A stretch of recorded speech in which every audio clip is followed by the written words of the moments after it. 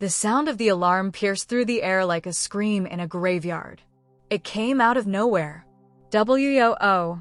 W-O-O. W-O-O. Heads turned sharply. Customers looked around nervously. The luxury car showroom, normally filled with calm jazz music and soft murmurs, was now a scene of chaos. And at the center of it all was her.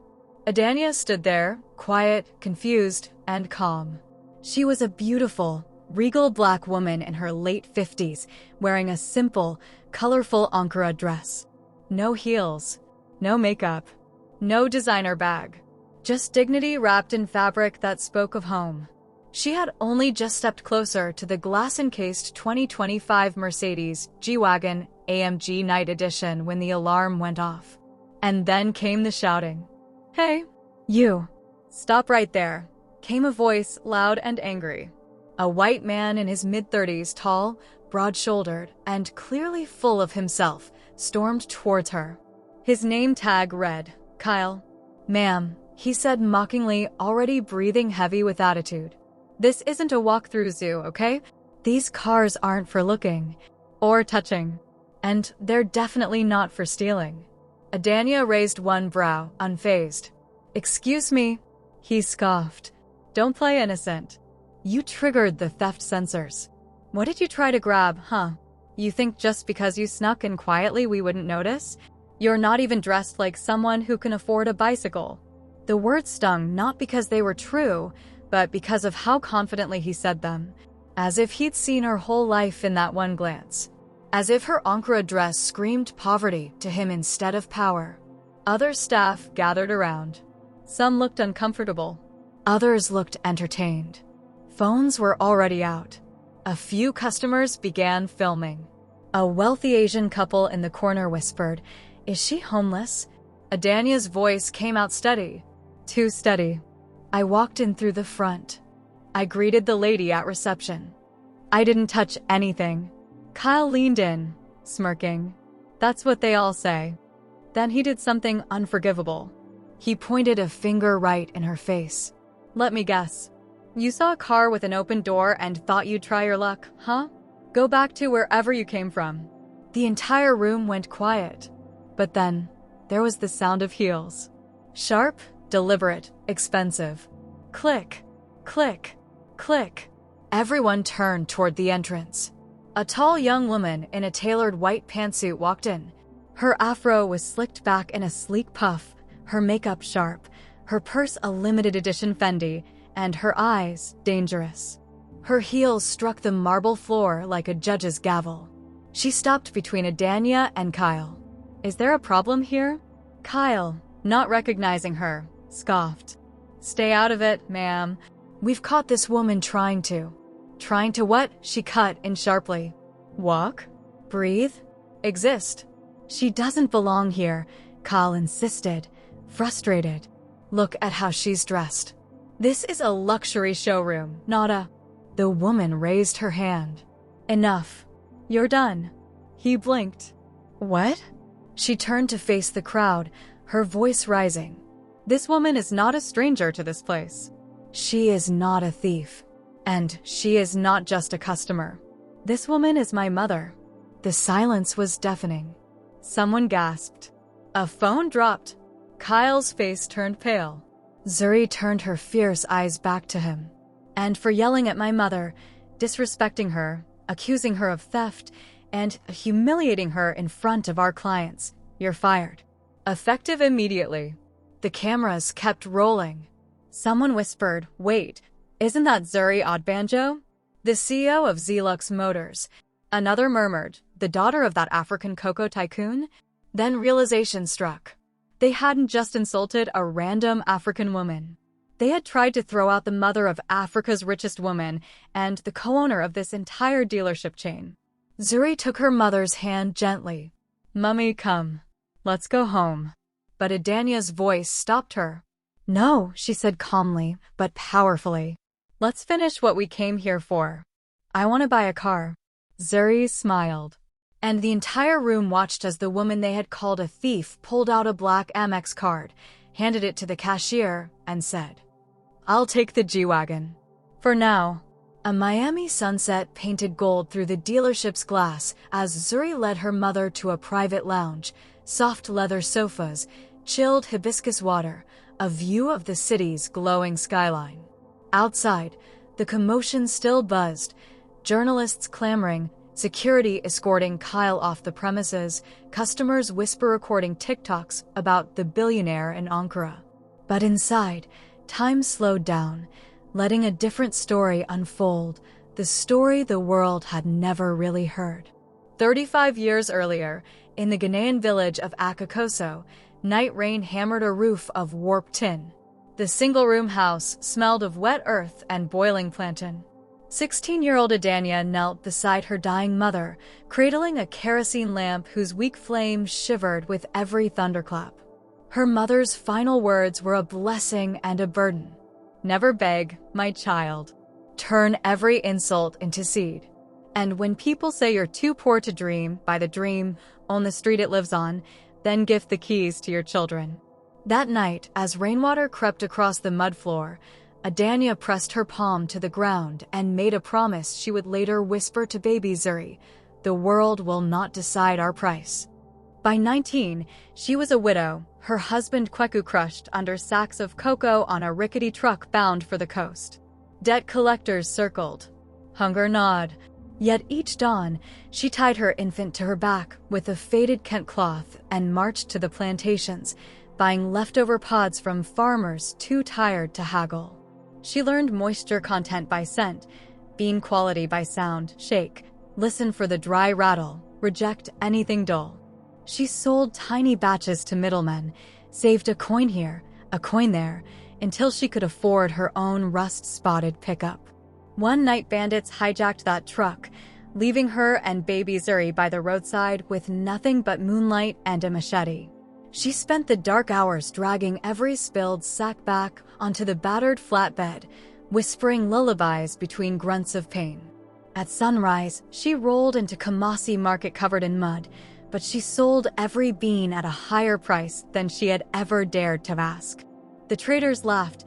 "Look at the dirty widow with the lion's voice." Yet they paid. Momentum became habit.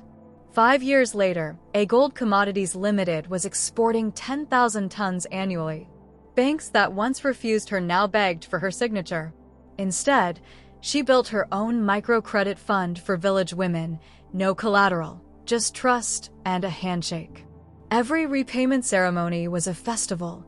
Drums, roasted maize, children dancing around sack pyramids labeled "She who pays herself first." During those years, she lived on the road, teaching herself English from dog-eared newspapers, sleeping on burlap in warehouse corners.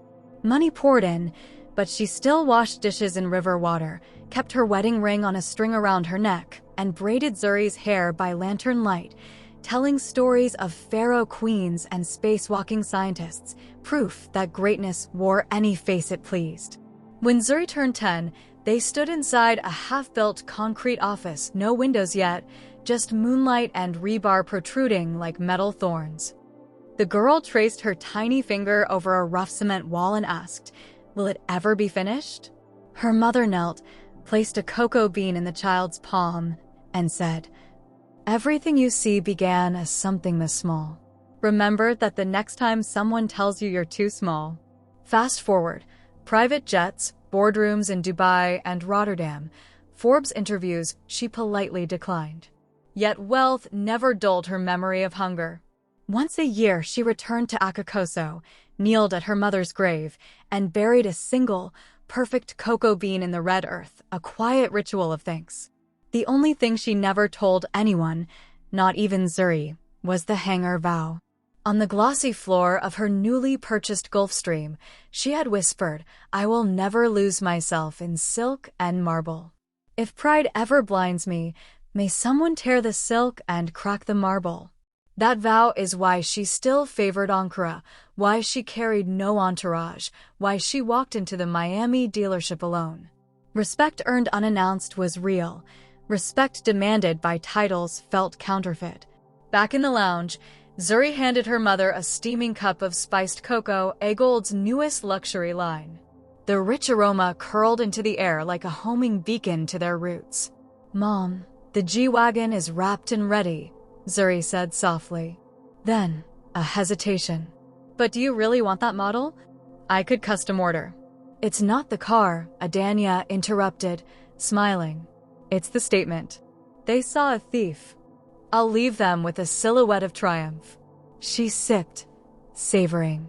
"Besides, tomorrow we auction the vehicle for charity. Let the world's cameras capture generosity, not revenge." Zuri felt tears prick her eyes. "You're still teaching me, even here." Outside the tinted glass, hashtags galloped across social media screens. Hashtag Coco Queen. Hashtag Ankara Billionaire. Hashtag Black MX Power. Networks requested interviews. A major late-night host joked, note to self, never mess with a mom in patterned fabric, she might own the building. Meanwhile, Kyle's meltdown video hit 2 million views in an hour. Corporate HQ phoned. "Zuri, issue a statement before dawn." Adania placed a calming hand on her daughter's wrist. "Remember the mud floor oath," she whispered. "When they swing low, we rise wider." She reached into her bag, no diamonds inside, just a folded printout, blueprint sketches for Choco Gold Cafe, U.S. flagship store. She slid it across the coffee table. "We break ground next month. But first, you will launch your own brand, separate from mine. Promise me." Zuri's breath caught. "Mom, that's $1 billion leap." "It's a cocoa bean in your palm," her mother said, echoing decades past. "Grow it." Security returned. "Ms. Adebanjo, crowds doubling. We can escort you through the service exit."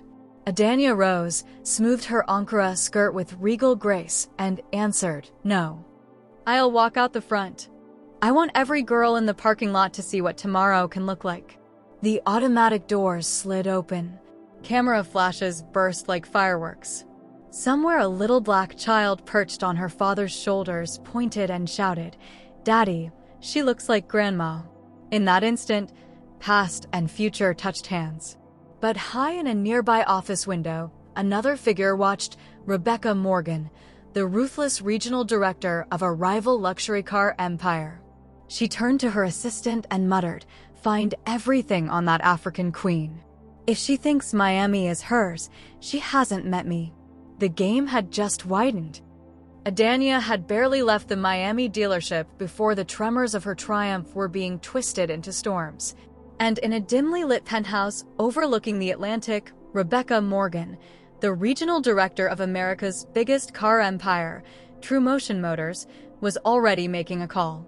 "Find everything on her," Rebecca said coldly, sipping her martini without blinking.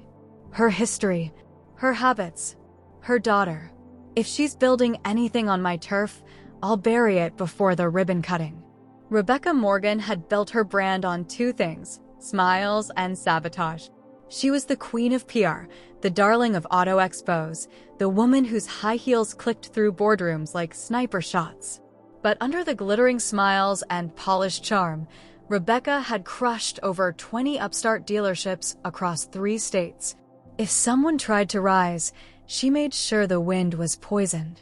And now this African woman, this nobody in cloth and calmness, had humiliated the industry live on camera. Worse, she'd flipped the moment into gold. Ankara Billionaire owns the room. Mother of Zuri Adebanjo silences racism with elegance. Coco Tycoon turns accusation into auction. The hashtags weren't dying. They were growing. At Zelux HQ, the buzz was electric. Media outlets flooded their inbox. Business inquiries doubled. Social media stats soared. Even the White House communications director casually tweeted, "Would love to meet the Coco Queen crowned." But in the shadows of all this success, betrayal was brewing. Zuri's right-hand assistant, Sean, had been with her for 3 years. Loyal, smart, calm. Or so she thought. What she didn't know was that Sean had once applied for a senior role at True Motion Motors and had been rejected. Bitter and overlooked, he had secretly reached out to them after the dealership scandal. When Rebecca's team approached him with a secret offer, $10 million and a high-level position in exchange for one thing. He didn't hesitate. The blueprint. The very same Choco Gold Cafe US launch plan Adania had trusted Zuri with. Zuri had shared a soft moment with Sean days ago, told him how special it was that her mother wanted her to step into independence. She had shown him pieces of the design, shared financial projections, and Sean had smiled, nodded, memorized everything. Back in Ghana, Adania had always said, when the wind changes, the trees know first. She was one of those trees. She could feel when something in her atmosphere turned bitter, even when no one spoke. 2 days after their dealership visit, as they sat in a quiet Miami hotel suite going through branding options for Choco Gold, Adania paused mid-sentence. She narrowed her eyes. "Zuri," she said slowly, "who has seen the entire expansion proposal so far?" Zuri blinked. "Just you, me, and Sean." "Sean," Adania repeated softly. "Where is he now?" "He said he had to step out for a call." Adania didn't say more. She simply reached for her phone and texted a name. "Kwabena, check on Sean Adeyemi." Quietly. Kwabena was her longtime private investigator, a former intelligence officer from Lagos. Within hours, a quiet file was sent back. Encrypted. Clean. Damning. At 4:27 a.m., Zuri sat staring at the photos Kwabena had gathered. Screenshots of Sean's email conversations with TrueMotion. A voice note from a secret meeting at Rebecca's building. A draft of a press release announcing TrueMotion's new cafe showroom hybrid launching this fall in Atlanta with the same name. Same colors. Same menu items. Zuri's hands trembled. She called Sean. He didn't pick. She called again. Voicemail. By 5:02 a.m., his work pass was disabled, his office locked, and a team of lawyers was summoned. But the damage had already started. At sunrise, Adania sat across from her daughter on the hotel balcony. She had wrapped herself in a thick cream shawl and held a tiny glass of baobab tea. "You look like your father when you're angry," she said, smiling gently. Zuri looked up with fire in her eyes. "We need to sue them. We need to drag Rebecca in court. Blast the media. Crush Sean." But Adania shook her head. "We'll do none of that, yet." Zuri froze. "Why?" Her mother leaned closer. "Because fire must be patient if it wants to burn the house down, not just the curtain. They've attacked with noise. We'll reply with a takeover." Zuri blinked. "What are you saying?" "I'm saying," Adania said, her voice steely now, "it's time to show them how we built an empire from dust. Not with rage. With strategy." She stood. "Start leaking rumors today. Let it spread that we're abandoning Miami. But we're not." "Exactly," Adania whispered, her eyes glinting. "Let Rebecca chase shadows. While she does, we'll open 5 Choco Gold cafes under a new brand name across Texas, New Jersey, and Toronto. Fast. Quiet. Beautiful. Then, we'll buy out her supplier." Zuri sat back, breath stolen. "Mom, you're savage." "I'm African," she replied. "We don't play with people who spit at our dignity." Just before the chapter closed, a small update appeared in an online business forum. Sources say Zluxa's expansion project has hit internal conflict. Meanwhile, TrueMotion Motors to unveil new African-themed cafe experience. Rebecca smiled at her screen. But 2 minutes later, her assistant rushed in with pale cheeks. "Ma'am, we have a problem." "What now?" "Your bean supplier from Ivory Coast just pulled out. And their statement says, 'In loyalty to the queen who fed us when no one else did.'" Rebecca dropped her martini. Adania's storm was already in motion. "They tried to ruin her with whispers." She replied with an earthquake. 3 weeks later. New York, New Jersey, Texas, Canada. The world blinked, and Choco Gold Cafe was everywhere. No posters. No campaigns. Just velvet-smooth cocoa served in gold-lined cups, African beets floating over polished counters, and the scent of roasted shea butter drifting into the hearts of new cities. No big launch. No press conference. Just power, silently expressed. And at the heart of this beautiful storm stood a woman in a flowing Ankara jacket, head held high, smiling softly as she welcomed a long line of customers into her new Toronto cafe. Adania. The cafe in Toronto had just opened, and the queue was already snaking around the block. Locals, students, journalists, tourists, even celebrities lined up for a sip of the now famous Royal Cocoa. Inside, Zuri adjusted the mic for her mother. The media begged for a speech. They wanted to hear from the billionaire who'd stayed quiet while rivals mocked her, who had built an empire from broken beans and insulted dignity. And finally, on this morning bathed in the cold blue light of Canadian spring, she stood before them. No flashy makeup. No rehearsed lines. Just the rich skin of a woman carved by struggle, with eyes sharper than any boardroom pen. She began in her calm, thick accent. They called me thief. They called me poor. But they didn't know I own silence and gold in equal measure. The truth is, my people have been harvesting the world's sweetness for centuries, but rarely do we get to taste what we grow. Today, that changes. This cafe isn't just cocoa. It's correction. The cameras flashed. The world leaned in. To the young girl in Ankara who's told she's too loud, too different, too black. Drink this and remember, your dreams are not too much. The world's limits are simply too small. The crowd erupted. But somewhere across the world, in Miami, someone was breaking glass. Rebecca Morgan was drowning. Her Miami showroom had been empty for a week straight. The TrueMotion Afrofusion Cafe launch flopped horribly. Customers called it fake, forced, and flavorless. One viral TikTok even showed an American staff member burning plantain chips and calling them African French fries. To make matters worse, every major cocoa supplier in West Africa had blacklisted her company. Even her board was fuming. You attacked a global icon. And lost. Desperate, Rebecca tried one last move. She flew to Toronto, gatecrashed the cafe's third-day press conference, and, uninvited, walked on stage with a fixed smile and a shaky mic. Ladies and gentlemen, I want to apologize for the misunderstanding back in Miami. It was unfortunate, but I believe powerful women should support each other, not tear each other down. Polite applause. A few confused claps. Adania simply looked at her, then walked up, took the second mic, smiled, and dropped the kindest, coldest truth anyone had ever heard. Ms. Rebecca, Adania began, her eyes soft like morning dew. You think this is about two women. But this is bigger than you. This is about the little black boy in Atlanta who now believes his mother's jollof rice can become a brand. The Ghanaian teen who no longer hides her name during interviews. The Kenyan woman who will now walk into a dealership with pride and not fear.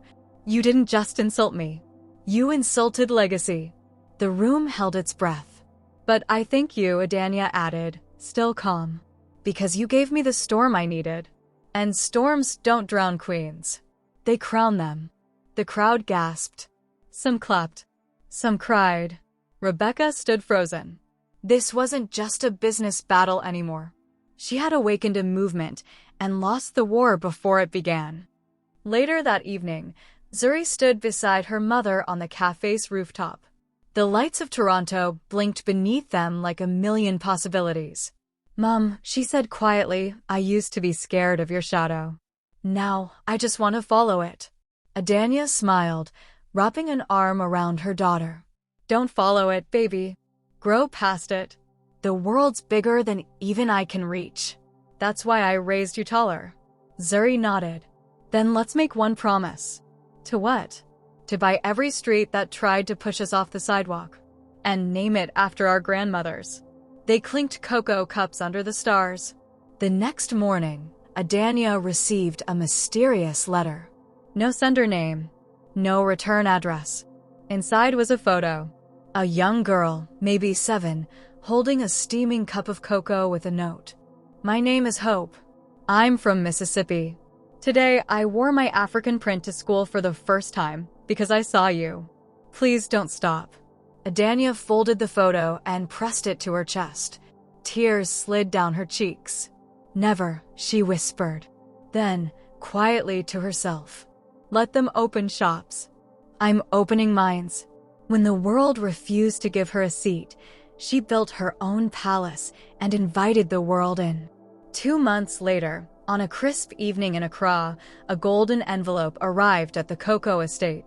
Thick, royal, and sealed with an international crest. Zuri read the first line aloud. "You are hereby invited to attend the World Business and Cultural Excellence Summit in London, where your mother, Madame Adania Adebanjo, is to be honored with the Global Crown of Impact, the first African woman to ever receive it." The red carpet outside the London Hall stretched like a river of roses. Billionaires, royals, presidents, and legends filled the space. But it was Adania, dressed in gold-threaded Kent, her silver hair braided and coiled like a crown, who turned heads and made hearts pause. Zuri walked beside her in a royal purple silk gown. A slow drumbeat echoed through the hall as they entered. Then, suddenly, the music stopped, and someone stepped in front of them, Rebecca Morgan.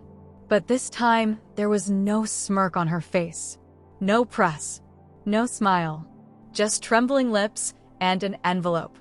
"I came to apologize." "Properly," she said, holding out the letter. Adania took it, said nothing. Zuri's heart pounded.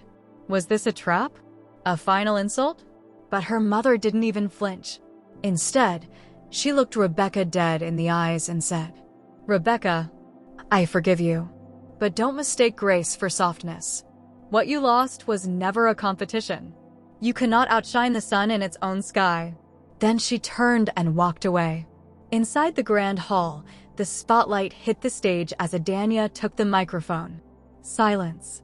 Then she spoke, not just to the audience in front of her, but to the millions watching online, in classrooms, in tiny shops, on dusty TVs in remote African villages. "I never set out to be a billionaire. I only wanted to sell cocoa and give my daughter a better life than I had. But the world forced me to prove I belonged. They said African women must shrink to fit in. But I say, let us stretch until the walls move. Our cultures are not poverty. Our accents are not flaws. Our traditions are not dust. They are gold hidden in plain sight. And now, the world drinks from our cups." Thunderous applause. Some delegates stood crying. Cameras zoomed in on little African girls in the front row wearing tiny Ankara dresses, their eyes sparkling with pride. Never judge a person by their appearance, and never underestimate quiet greatness. This story teaches that true wealth, power, and dignity don't always wear diamonds or designer labels. Sometimes they wear Ankara and walk in silence. Adania's journey reminds us that humility doesn't mean weakness, and prejudice can blind us from recognizing royalty in ordinary clothes. It also shows that forgiveness, legacy, and self-worth are far richer than gold. In a world quick to mock or label, the story says, you don't need to prove your worth to anyone who can't see it. Just build, and let the world catch up. Your background doesn't define your ceiling. Your confidence, wisdom, and kindness do.